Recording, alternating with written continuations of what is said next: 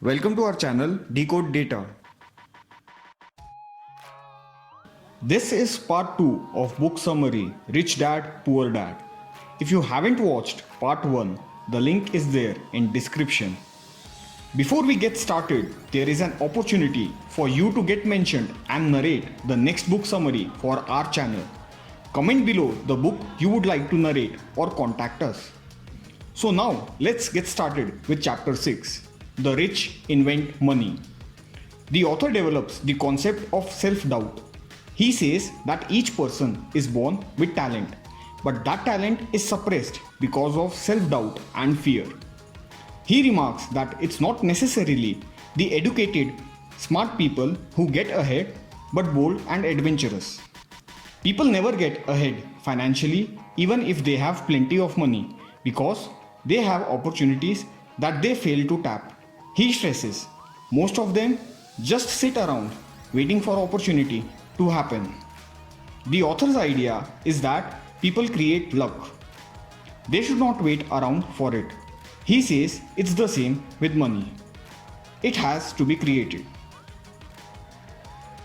In this chapter, the author discusses the importance of education. The author is clear by saying a trained mind is a rich mind. In his analysis, there are two types of investors, each with a different mindset. Those who go for packaged investment and those who customize investments to suit their objectives. The author encourages to hire more intelligent people than you because by capitalizing on the knowledge of others, an intelligent individual builds his knowledge base and therefore has more power over those who don't know. Let's move on to chapter 7. Work to learn, don't work for money. Rich Dad says you want to know a little bit about a lot. In school and at work, you are expected to specialize. Those who earn promotions tend to be specialists. However, Robert Kiyosaki's Rich Dad always recommend the opposite. That's why throughout the years, Robert would work in different areas of his Rich Dad's company. He was expected to attend meetings with lawyers, bankers, accountants. It was essential to the Rich Dad for Robert to know every aspect of creating an empire. The author mentions management skills. He says individuals need to know how to manage cash flow, systems, and people. To that, he throws in selling and marketing skills. He puts equal emphasis on communication skills.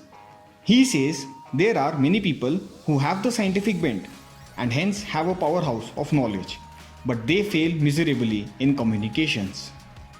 These are the people who are one skill away from great wealth. The author calls attention to one outstanding trait of great wealthy families. They give money away, plenty of it, unlike the poor who feel that charity begins at home. To chapter 8, Overcoming Obstacles.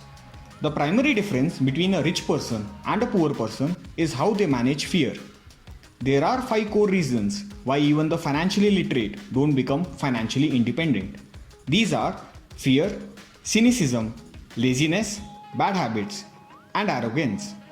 Not even the rich like losing money. No one does really. Rich Dad says some people are terrified of snakes. Some people are terrified of losing money. Both are phobias. That's why it was so crucial for the Robert's Rich Dad to teach his 2 sons how to take risks at a young age. The younger you are, the easier it is to become rich, like a Texan. Texans both win big and lose big. Their attitude is what's game changing. They feel a sense of pride when they win, but they still brag even if they lose. They lack a fear of loss. Their loss inspires them. Before you win, you lose. Like all those times you fell off a bicycle before you learned how to ride it. Before people become rich, they lost money. Most people are more afraid of the pain of losing money than the happiness of becoming rich. Rich Dad knew that failure would only make him stronger and smarter. Losers are defeated by loss. Winners are inspired by loss. You can still hate losing without being afraid of it. Most people invest in low-yield mutual funds because it's the safe thing to do, but that's not the portfolio of a winner. To be successful, you'll need to be focused instead of balanced. And now the chapter 9, getting started. The chapter serves as a section on tips to create and build personal wealth. His first tip is find a reason greater than reality to motivate you. What he means by this is to wake up the financial genius in oneself by empowering the mind. He says that people must have a strong purpose for living. The next tip is to feed the mind. By feeding the mind, the author contends that people acquire power of choice. The author also advises people to choose friends carefully. He says to avoid people who proclaim incessantly that the sky is falling and instead encourages readers to spend time with people who enjoy talking about money because they have valuable lessons to share. The author also believes that people should study one field and then go out and learn a new one, although it is important to choose what one studies. Here is another tip that the author observes most people don't practice. Pay yourself first. Even if short of cash, people must pay themselves first. This goes in tandem with managing three things efficiently: cash flow, people, and personal time. Another tip that author gives is being generous.